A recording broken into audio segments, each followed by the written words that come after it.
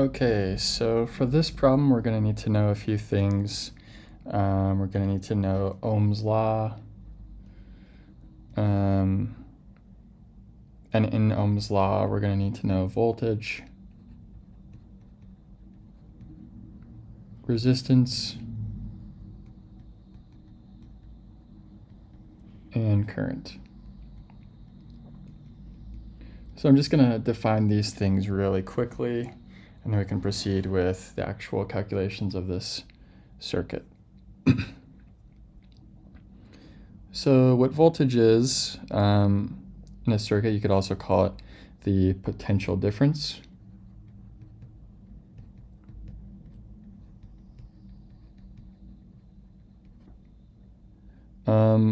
What voltage is, it's the energy required to move a unit charge through an element measured in volts. So just write V volts here. And then resistance is the opposition to the energy flow measured in ohms.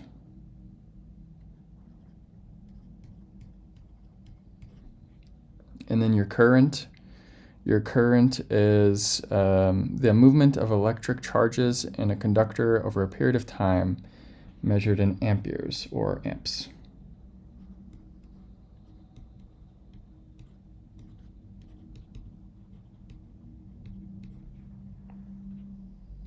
And Ohm's law uses all of these things together. And you can kind of derive different parts of what you want. I'll show you here in a second what you want out of it. So I like to draw this little circle diagram here. It's really helpful to do something like this. So basically what that circle is for is if you want voltage, you're going to do resistance times current. If you want resistance and you have voltage and current, you're going to do voltage divided by current. And if you want current, you're going to do voltage divided by resistance. And that's just a little nice little thing to keep in mind when you're going to do Ohm's law. Okay, so now that we have those things underway, let's go ahead and look at this problem. And what it's asking is to find current, which is I again, I1. How much power is the 10-volt power source supplying? And that's just, and then how much power is R1 absorbing? So the first thing that we want to do is, actually we're going to write down the power equation. So power is voltage times current, and power is measured in watts. Okay, so the first thing that we want to do here is we want to redraw this. Circuit. Sometimes, especially this circuit here, can look a little scary, a little daunting, especially with these few resistors here all jumbled up. But we're going to go ahead and take care of that mess for our brains. It's kind of like a little sanity check. So basically, you're just going to redraw this circuit just so it looks a little bit cleaner. You're not going to mess with any lines necessarily, except to just make it look prettier in your head.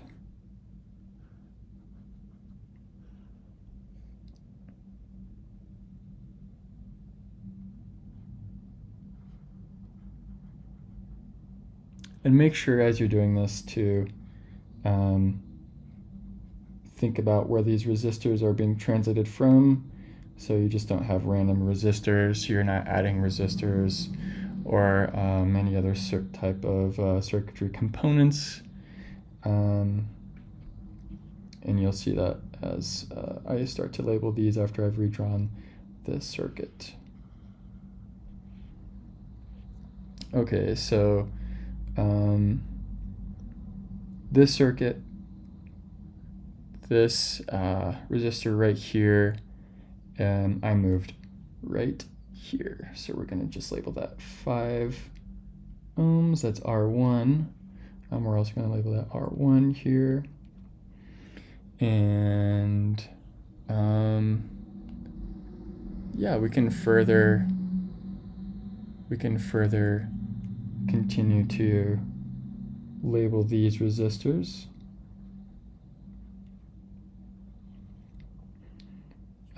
This 5 ohms resistor just moved here. This 10 ohms moved here.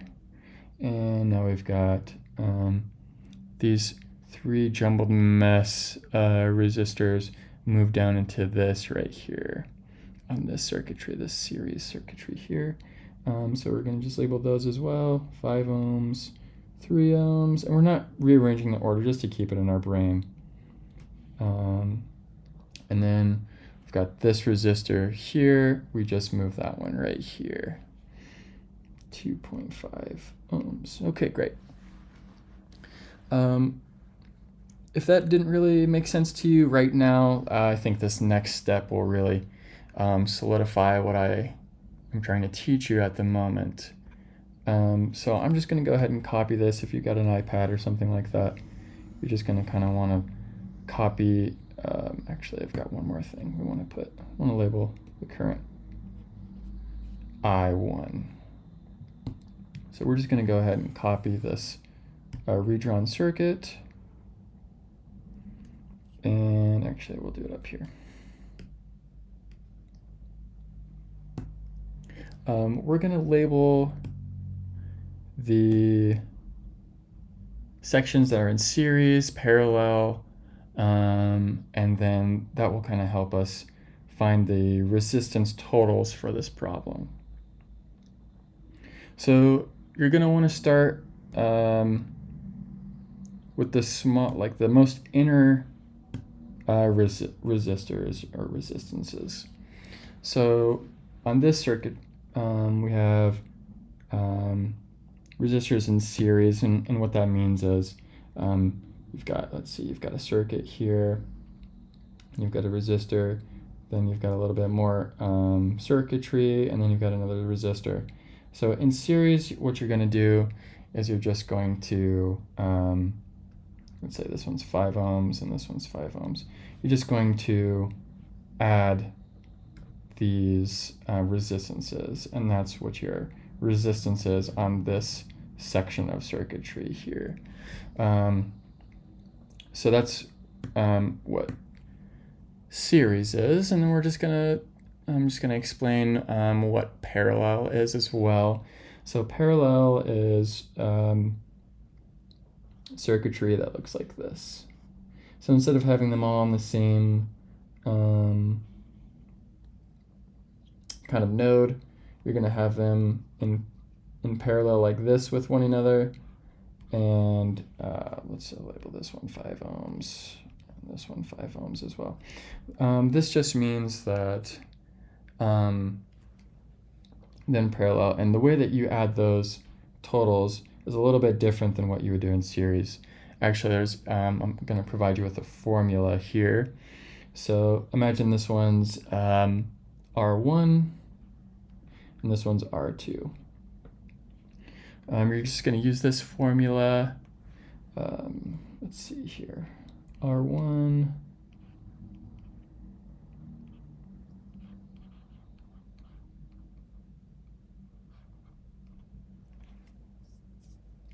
Okay, so basically you just plug and chug from this formula. If you had more resistors in series here, you would go ahead and add that third resistor right here. But anyway, so we have 2 here. So we're just going to continue with that. So we've got the reciprocal of 5, which is just 1/5 plus 1/5. That's R1 there. And then there we go. So then that's 2/5. And then you flip that again. You flip that fraction one more time. and that is your parallel resistance total for that section of the circuitry. So now that we know what Ohm's law, voltage, resistance, current, the power function, series, and parallel, we're just going to continue on with this problem here. So let's first label everything that's in series and parallel in the circuit. So we've got a series section here. I'm going to do this color coded so everything looks proper when we get this going.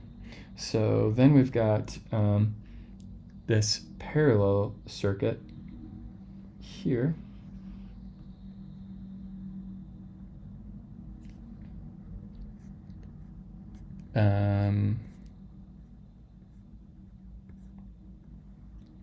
We've got this another parallel circuit made here. And then finally we have a series circuit with all of it here. So the reason I did that is that we can break up this circuit so the math is much easier. So I'm just going to go ahead and copy this real quick. That way I can drop it down here. Okay, so let's work on the most inner circuit here. Let's see here. Let's find the resistance for this blue circuit here. So I'm going to write in blue so you can figure out exactly what I'm writing. So we just do 5 ohms plus 3 ohms plus 2 ohms. And that is 10 ohms. Okay, then we're going to go down to the pink parallel circle I've identified. So now the blue series section is in parallel with this 10 ohm resistor here. So actually what's in parallel is 10 ohms and 10 ohms. Okay, so we're going to take this parallel formula over here and apply it to this parallel,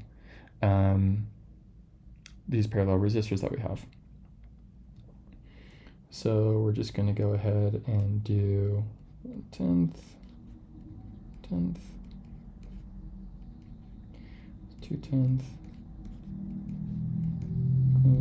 2 equals 5. So that parallel, this pink parallel circuitry is totaling 5 ohms. So then we have the next parallel circuitry here in blue. So just going to take that blue marker and we're going to say, now we're saying this whole pink, everything inside this pink is 5 ohms. And it's in parallel with this 5 ohm resistor. So we've got 5 ohms in parallel with this means right here, this means parallel with this 5 ohms resistor here. So we're just going to go 1/5.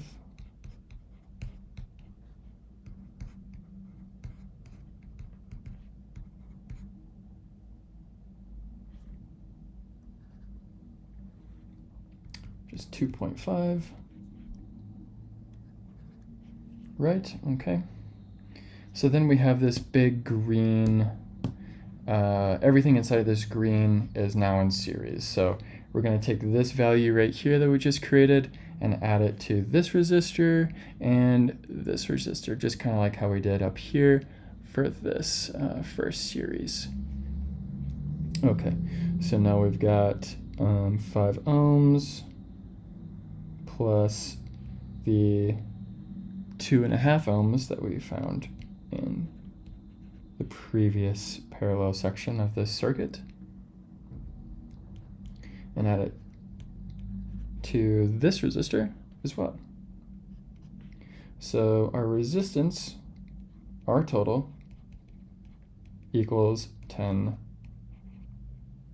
ohms. Okay, now you're wondering, what do we do with that 10 ohms? We're going to try to find, we are going to find I1. So I1, if we remember our Ohm's law here, so let's just write Ohm's law. So we know that we have 10 volts. So we have 10, and our total resistance is 10. And that will give us I. If you're confused by that, we're just setting this up so this Ohm's law kind of equation thing can give us I. That we're just rearranging that. Okay, so then I1 equals 1 amp.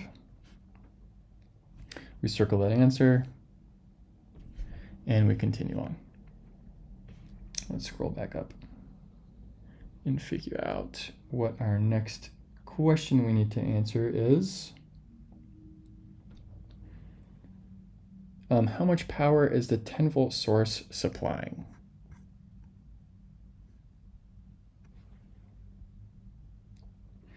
Okay, so if we remember from our power equation, right here, power is voltage times current.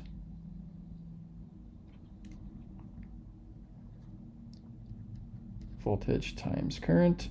And so we're going to take our known voltage here, 10 volts, times our I1, which is 1 amp, and that's going to give us our power. And so that is 10 watts.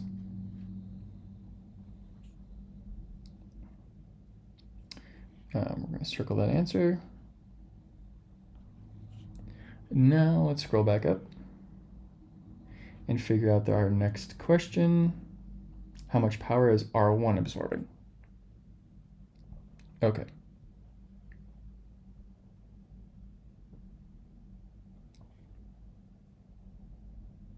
First, we want to find the percentage of resistance on R1 versus the whole circuit. So if we go back up here and look at our circuit, R1 is 5 ohms.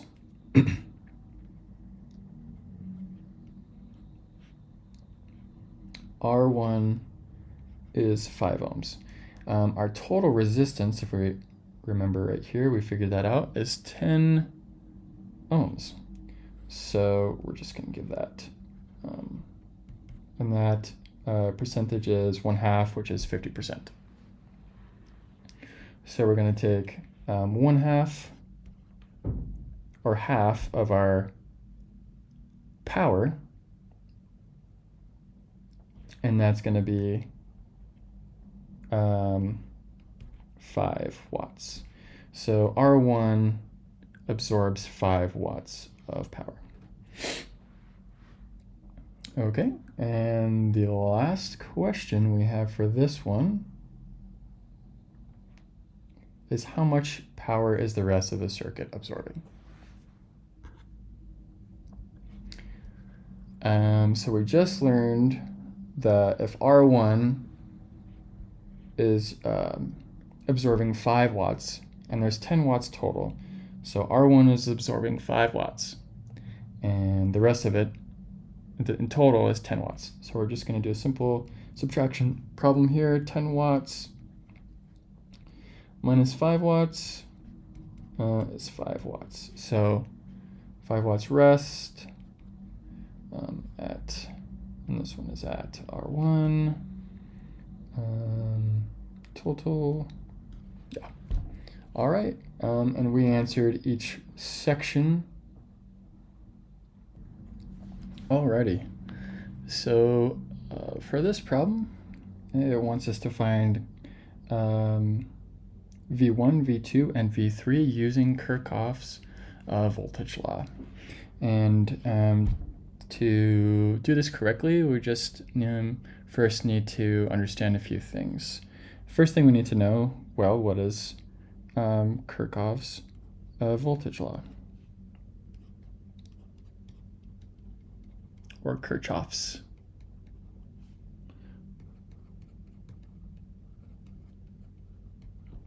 Well, Kirchhoff's voltage law basically is the sum of a voltage needs to be 0 in a loop, in a closed loop. So I'll just write that down here for us. Must equal 0. And if that doesn't make sense right now, it will make sense very quickly here as I show you how to complete the rest of this this problem. So the next thing we need to do is identify the loops. Luckily, this problem has already given us a loop, has already identified the loop, so we're just going to make sure, and maybe I like to color code things, so I'm just going to color code each one of these loops here. This first loop is going to be pink or purple, and then we're going to label this next one blue.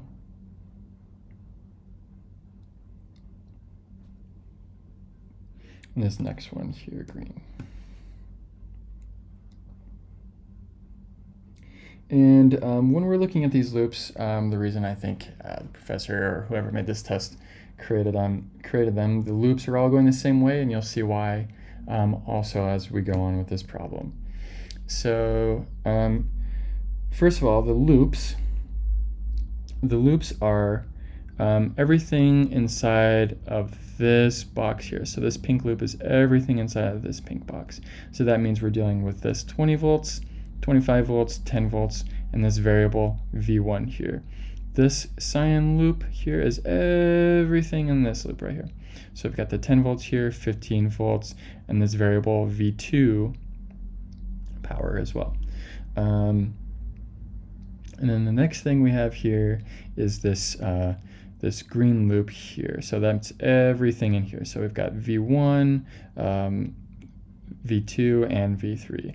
So basically what we want to do is find a loop that only has one variable.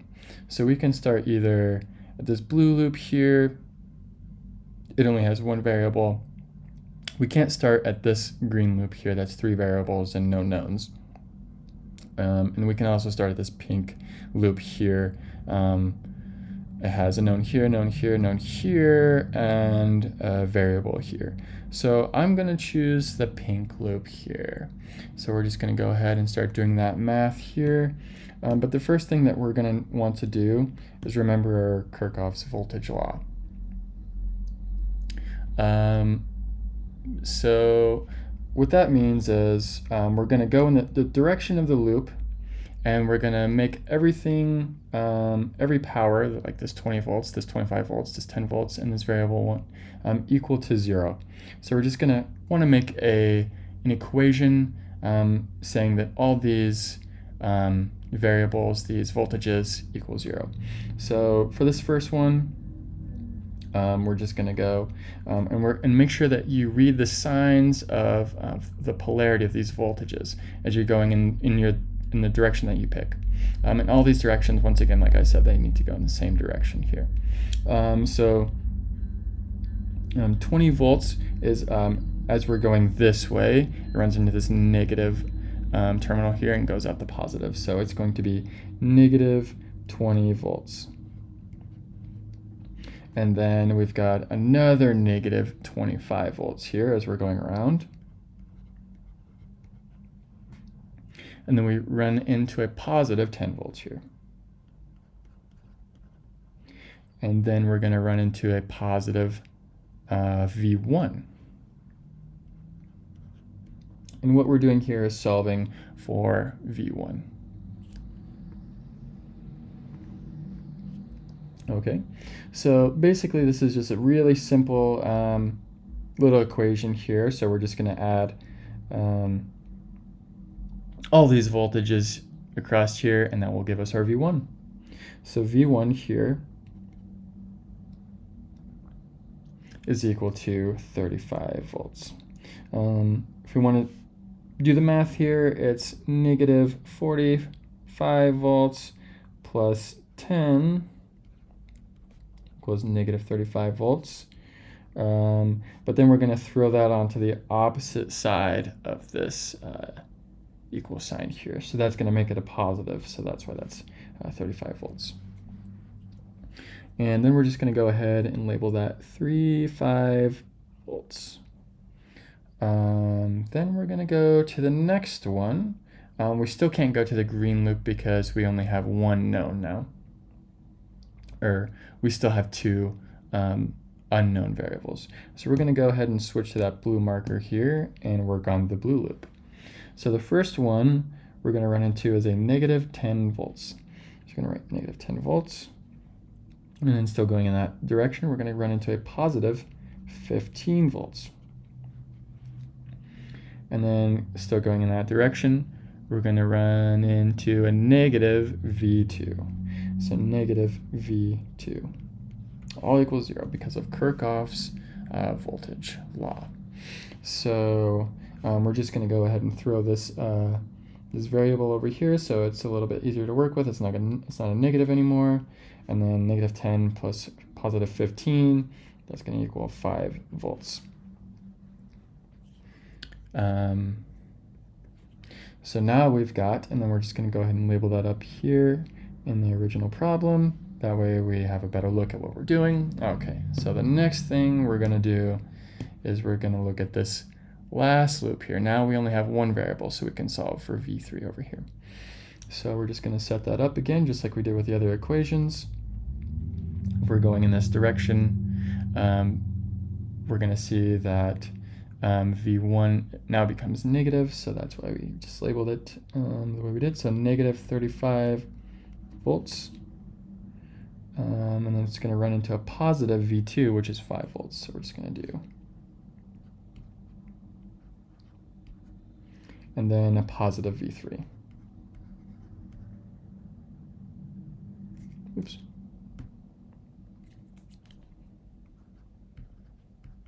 Equals 0 because of Kirchhoff's voltage law. Okay, so we're just going to throw these over here, negative 35 minus, positive 35 minus 5 volts. V3 equals 30 volts. And we have found V3, V2, and now V1. Okay, welcome back. We're just going to carry on with the third problem here. So this problem we need to find I1, I2, and I3. But first to do that, we just need to know basically just one more Kirchhoff's law. Instead of Kirchhoff's voltage law, we're going to have Kirchhoff's current law, KCL.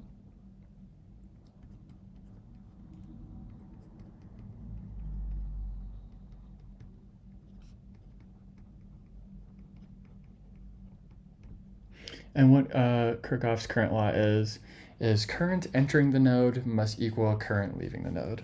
So let's just go ahead and write that down here.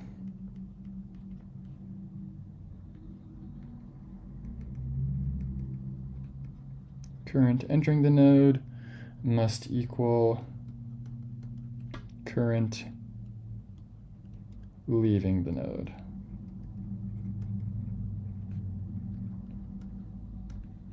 The next thing we need to know is, you may be wondering, what is a node? So a node on this circuit is kind of like junctions joined together by junctions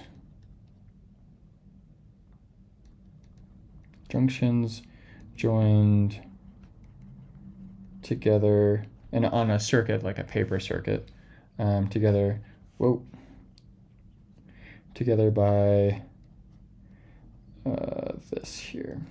So that is this node here. This is a node, another node here, another node here, and another node here. So now that we know Kirchhoff's current law and what nodes are, we can carry on with this problem. What I like to do whenever I have something like this that aren't labeled, I just really like to label them. So we're just going to label this first node here.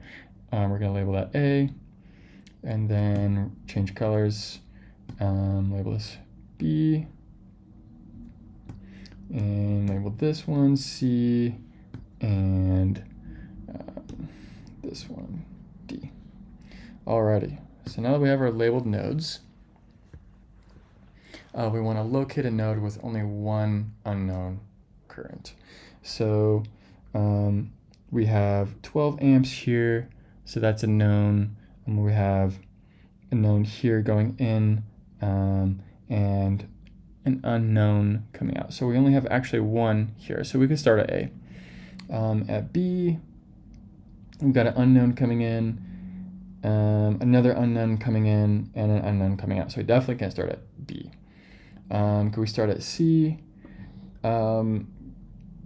Yes, we could. We could start at C. We've got a known here, a known here, and an unknown here. And we could also start at D, since we have this 12 volts going into D, this I3 going into D, which is the one unknown, and then we have a 9 amps current going out of D. But I would like to start with node A. So just going to switch back to that pink color here. That's why we labeled it that way. So if we remember Kirchhoff's current law, it says that current entering the node must equal the current leaving the node.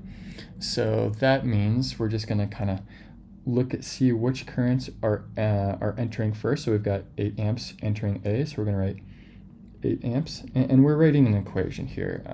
If I forgot to say that, we're just going to write an equation, sort of like Kirchhoff's voltage law. So we got that, and then we don't have any more entering, so we're going to throw in the equal sign here, and then we've got 12 amps exiting, and we've also got I1 exiting A. So that's going to leave us, we want to solve for I1 here, so we're just going to throw this 12 amps over to the 8 side, and that's going to make that negative 4 amps equals I1.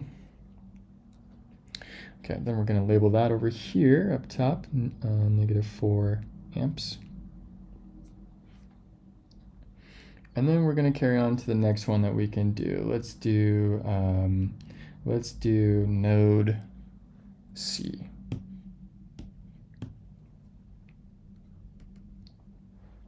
So node C has 9 amps going in. And that's it. So that's why we threw the equal sign in there. Then we have 8 amps going out. And I2 going up. So we want to solve for I2. If we solve for I2, we get 1 amp.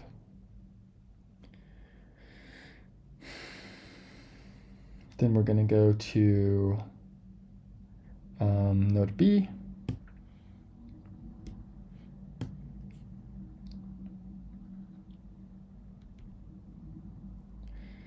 And node B, we're going to be solving for I3, since we do know I2, which we need to mark on the circuit just for our sanity.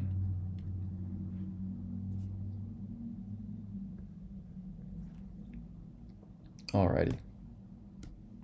So now we're going to solve for I3 here. The current entering B would be I1, which is negative 4.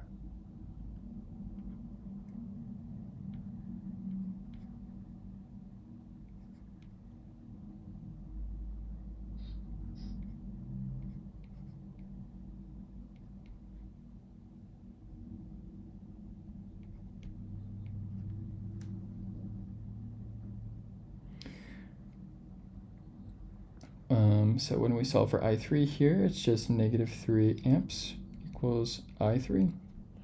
And if we check, that solves I1, I2, and I3. Okay, problem number 4. So this one we're gonna kind of need a few more skills from our other problems. So for this problem, you may not really quite understand exactly how all these resistances are basically drawn in this circuit. So it might be kind of hard to find the total resistance for this circuit the way it's drawn now. So the first thing that I like to do is kind of just get a visualization of what's actually going on in the circuit, and then I like to redraw it. So to do that, I use multiple colors, and I just like to draw like each node basically. So I just color each node a separate color, and then that will kind of help me later on when I redraw the circuit to make an better understanding of what's in series and what is in parallel. If that doesn't make sense right now, once again, I would just keep watching, and I'm sure it will clear up for you as we go on. Okay, so I've got 1, 2, 3, and sort of a fourth node here. So so basically what we're going to do is we're just going to redraw this for comprehension. So we're going to do the 5 volts power supply coming in, and that splits off into this first node, and it splits off and it hits 2 resistors. So we're going to split off, and then we're going to run into 2 resistors. And we're just going to go ahead and color that one the same as this first node here, so that it all lines up perfectly for us. And as we're going, we're going to want to also label the resistors, so our mind's kind of warping this into this diagram over here. So this resistor R1 is now going to become R1 over here. So we're just going to label that R1, or we can label that the actual the ohms amount for R1. So we'll just label R1 on this side, and then 500 ohms on this side, and the same with this R2 over here. We're going to label it R2, and then R2, and then 1000 ohms over here. Okay, and let's carry on redrawing this circuit. If we look back at this green node here coming off of R1, it actually splits off itself into 2, and it hits and it touches 2 resistors, R3 and R4. So we're just going to go ahead and split this one again, and it's going to go into these resistors.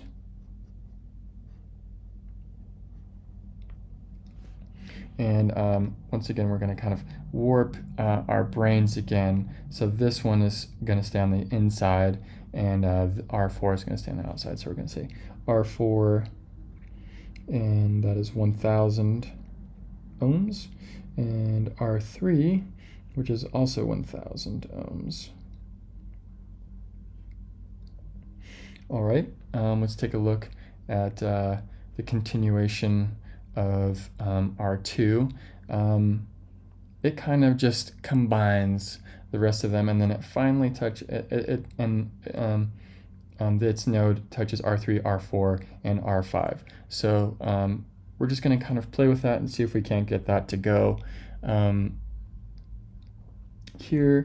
So we're just going to go like this. It doesn't build another resistor here until it hits R5. So let's just go ahead and possibly draw a resistor here and see if that works for us. So, and before we move on to trying to see if that's correct, let's go ahead and recolor our other nodes just to make sure that it also lines up correctly, and that one does. It comes from R1 and splits off into R3 and R4.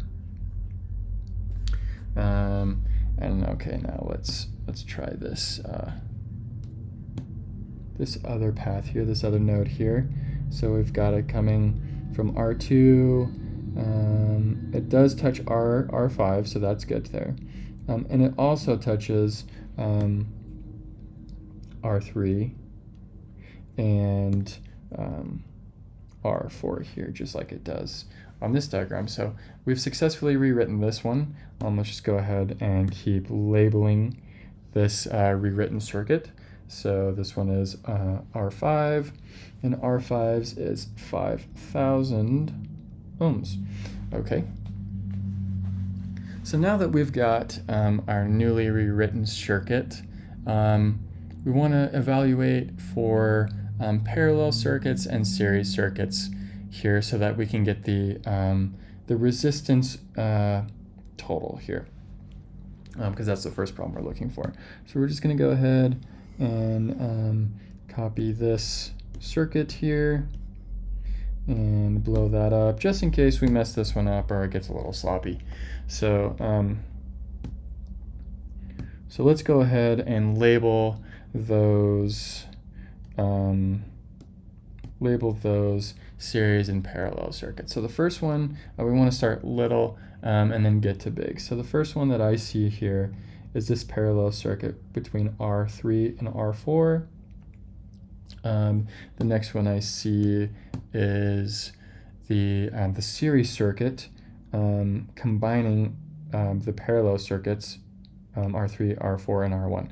So this is in series here. And then we've got a big parallel circuit here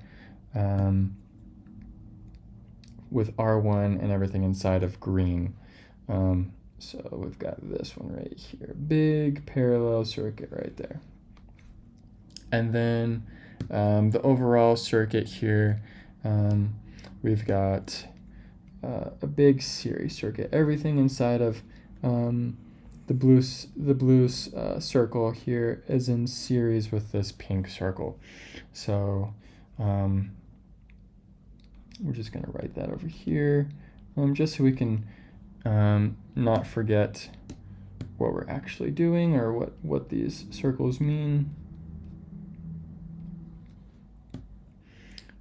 Bear with me here.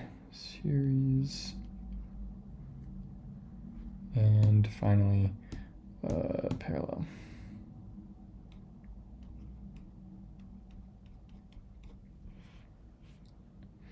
All right, so let's start with the innermost circle here. That is parallel circuits R3 and R4. So if we remember the formula for parallel resistance, we're just going to go ahead and plug and chug those values. Like this one here is 1,000 ohms. If you can't see, that's 1,000 ohms over here and 1,000 ohms over here. So we're just going to go ahead and plug that into our resistance in parallel formula. So we've got this right here.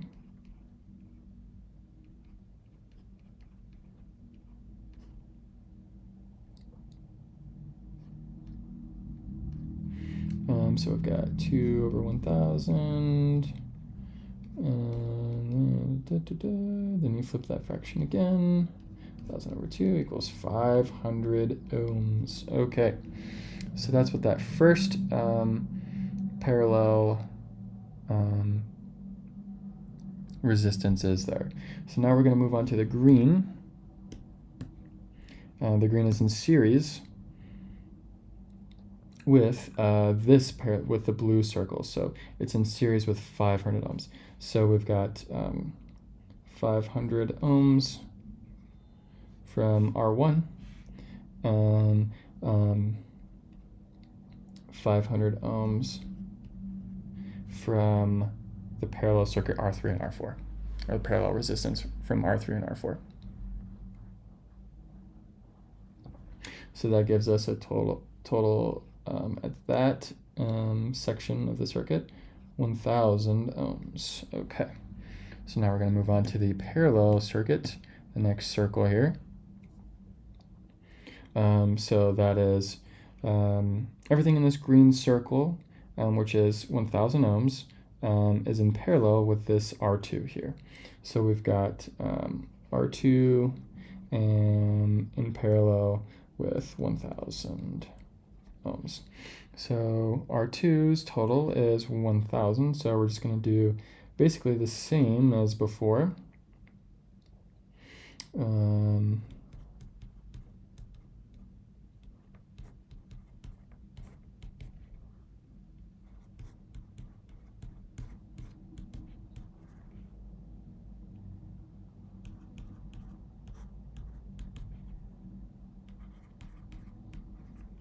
Okay, so everything inside the resistance inside everything inside that blue circle is 500 ohms. So then finally we just have this series circuit here.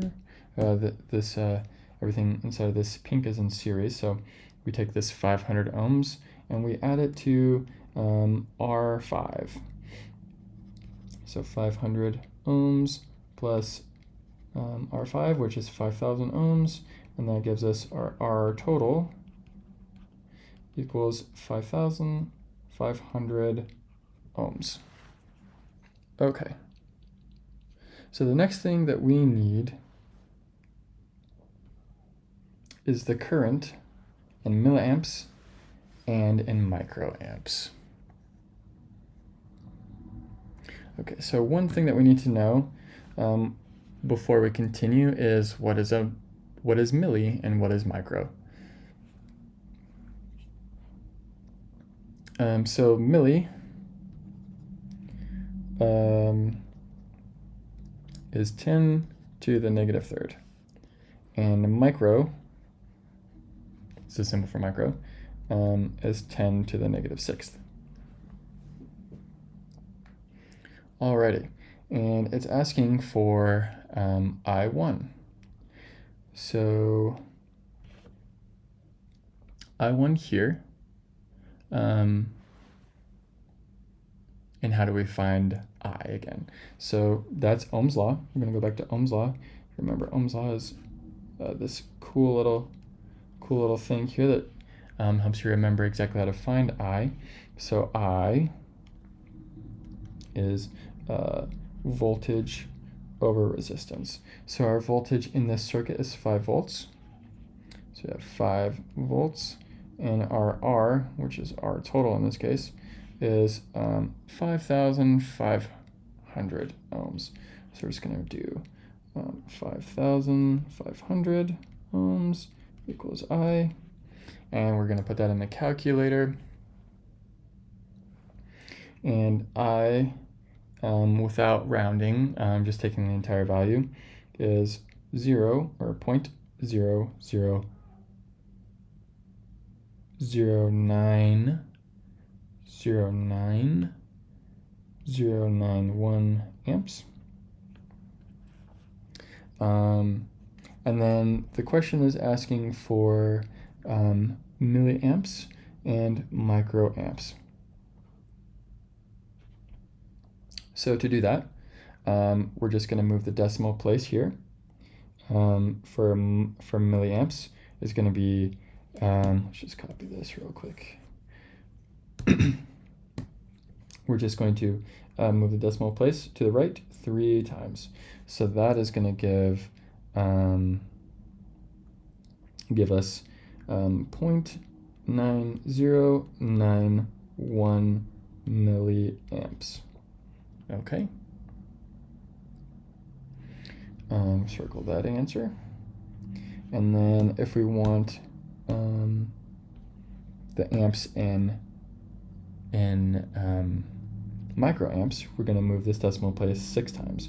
1, 2, 3, 4, 5, 6. and that gives us 909.1 microamps. And that's it for this question. Okay, problem number 5. This one's a little bit more abstract, but stay with me and we'll get through it together. The first thing we want to just write down is what we know and the laws that we've learned so far. So that means Kirchhoff's voltage law, Kirchhoff's current law, Ohm's law, and how to manipulate Ohm's law and equations to derive the voltage divider equation. So first, we're just going to write Ohm's law here. You just need to write this down. That way, for further notice or for further reference, if we forget something like that. So then we have Kirchhoff's voltage law, which means the sum of the voltages must equal 0. And then we have Kirchhoff's current law, which is the current entering the node must equal the current leaving. And then lastly, we just write down the knowns of what we have here in this this circuit here. So we know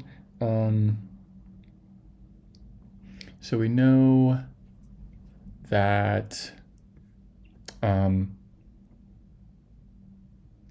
our total here is in series. We know that we're just looking directly at the circuitry. So our total is R1 plus R2. Okay, and then to get voltage in, the voltage here, we're going to do the current. So the current going through the circuitry.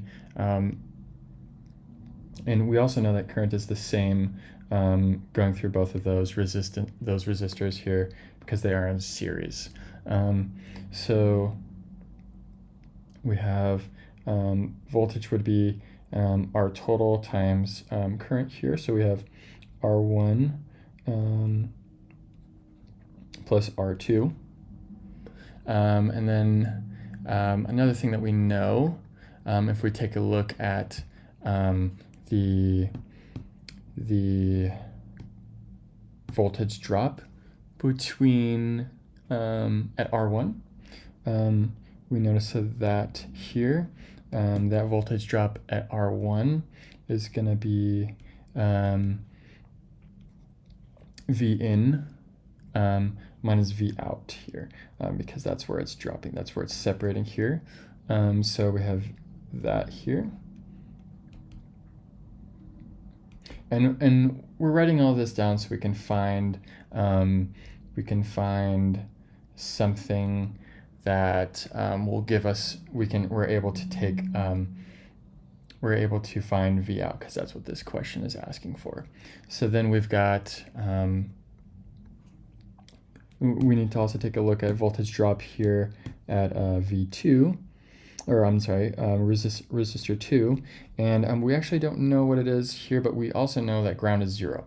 So we're just going to do V out here minus 0. So the voltage drop at resistor 2 is V out minus 0, and that is for resistor 2, resistance 2. So we actually do have a variable here that we could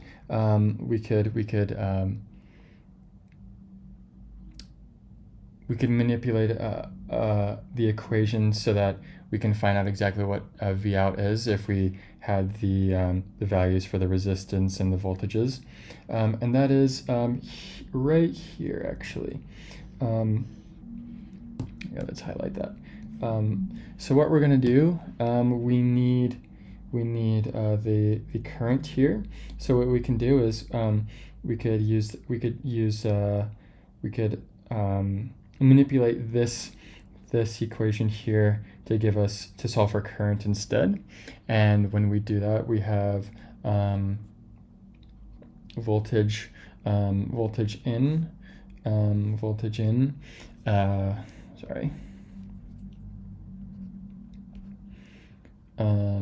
over R1, R2, which is R total. So then we can put this I directly and substitute it in for that. So what we really have here for V out, so our new equation becomes this: V out 0 equals V in over R1 plus R2 times R2.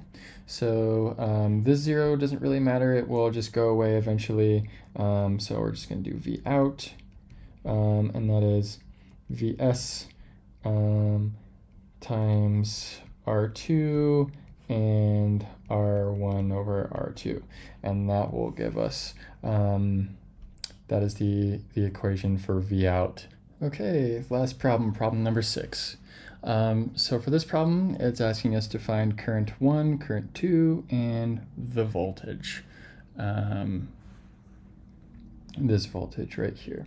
So the first thing that we want to do is kind of recognize that there's some missing pieces on this circuit that we're going to have to find, and that's not just including the ones that we need to find, that the problem wants us to find. So and to do that, let's just go ahead and write down our laws again. So let's start with Ohm's law. So we've got this again from our previous problems, Kirchhoff's voltage law, the sum of the voltages must equal 0, Kirchhoff's current law, the current entering the node must equal the current leaving the node.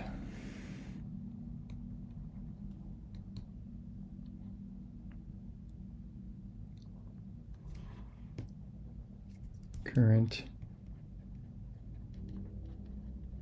leaving equals current entering.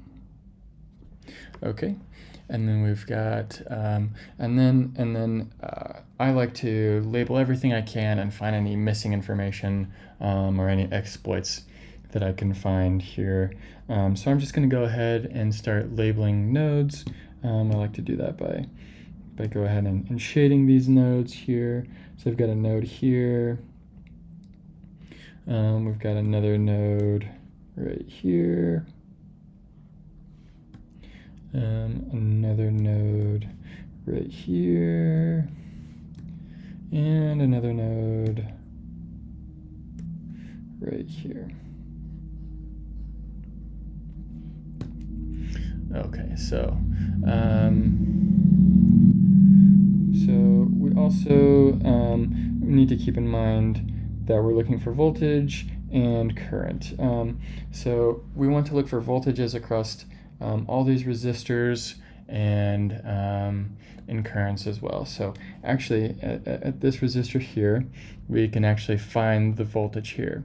So if we use Ohm's law, we're going to find that voltage here is, and voltage is R times I if you use Ohm's law. So we've got 4 times 5, and that means that the voltage here on this resistor is 20 volts. Okay. And we just kind of look around and see if we can't find any more. And actually we do. We have one right here. And we have 3 ohms and 1 amp here.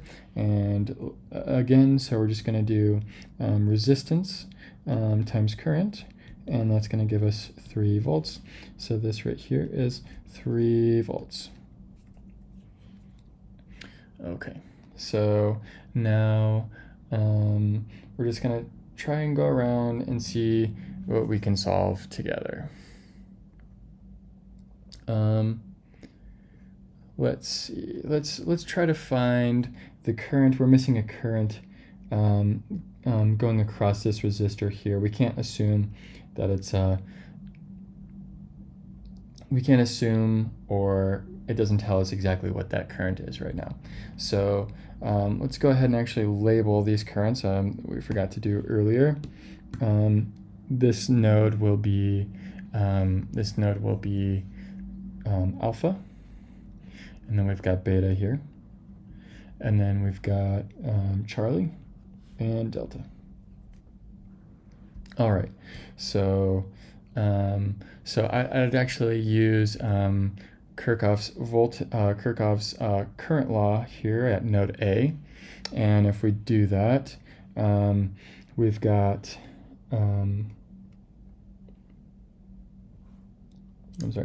at node A we have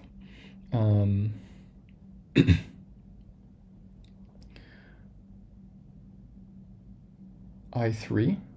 We have I3, so we have one amp leaving and 2 amps leaving, and then we have I3. So going in this way, we have I3, and that is 3 amps. I3 here is 3 amps. All right, so now we can figure out. Let's use Kirchhoff's current law again on another node. Let's try Bravo here. We're gonna try. Let's see.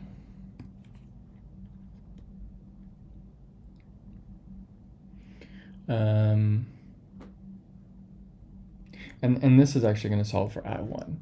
So we're going to say 4 amps going in to Bravo, and 3 amps going out.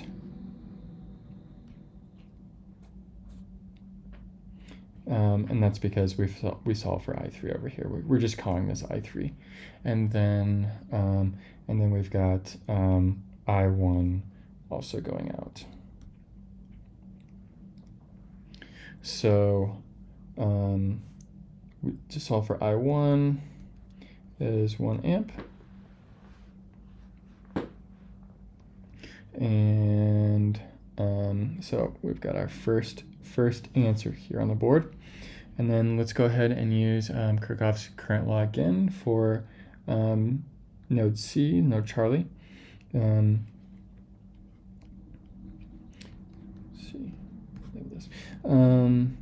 We're going to solve for I2.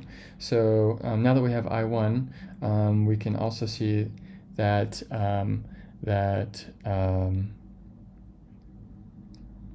1 amp is going into Charlie, as well as I2,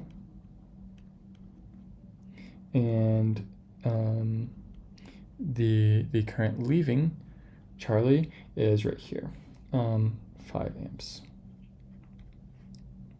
So if we rearrange this to solve for I2 is 4 amps.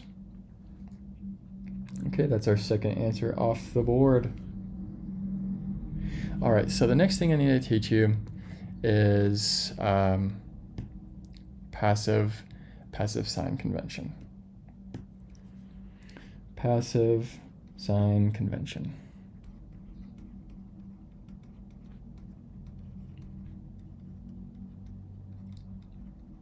And passive sign convention is basically on previous problems when we had say something like it tells you which direction it's going in, and then it has those positives and negatives on each one of these voltages here. It's saying that it doesn't have any of those signs. So it's just like in this problem, we don't have those signs anywhere. So we're going to have to use passive sign convention. And what passive sign convention is saying that that positive current is entering the positive terminal. So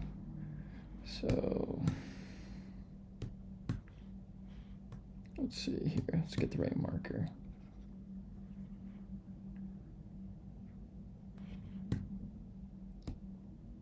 I want this in yellow.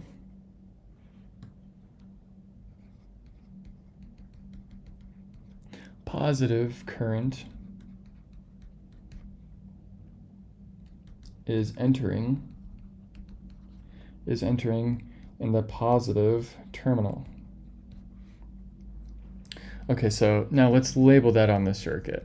That means that we have positive currents coming in here. So if it's current, we've got a positive coming in here, and the negatives coming out there. We've got positives coming in here, the direction of the current. The direction of the current is going this way, so we've got positive and a negative here, and then we've got current going this way on this resistor here. So we've got a positive entering on this side since it's coming in this direction. So we've got a negative on this side.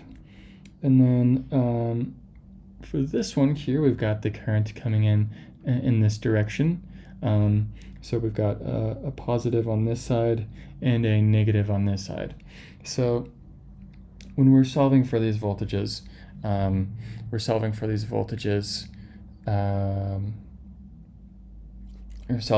voltage here, we need to keep in mind as we pick our direction.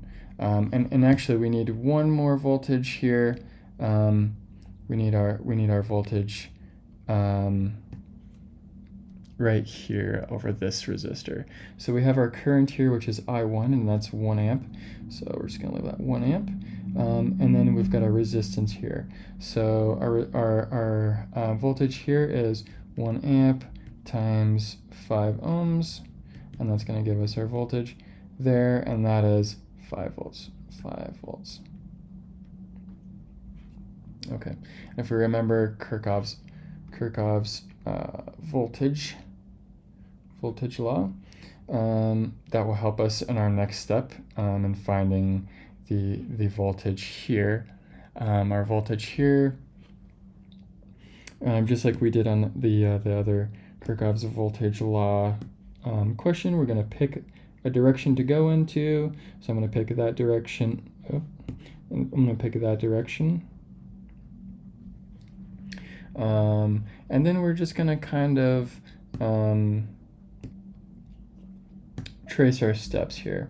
So remember that Kirchhoff's voltage law, the voltage in a loop must equal 0. So we're just going to try to make that equation here. So we've got 0, and then we're going to go in this direction since that's the direction we picked, and we're going to go by this passive sign convention. So we've got a negative 3 volts.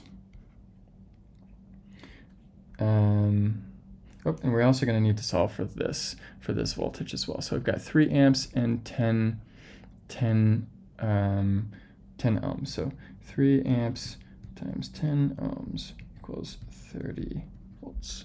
Okay, so then we've got 30 volts there. So, and it's going negative, so we're going to have a negative 30 volts here. And then we've got a positive here, so we're going to do positive 5 volts. And then we're running into another positive, so we got positive 20 volts. And then we run into V. So V is also positive, positive V. Alrighty. So now we're just going to solve for V. So when we solve for V, we get 33 over here. Well, I'm just going to take this in steps. And then we got 25 plus V. 33 minus 25 is 8. And that's how many volts there are for V. So 8 volts is the answer for the last answer for this question.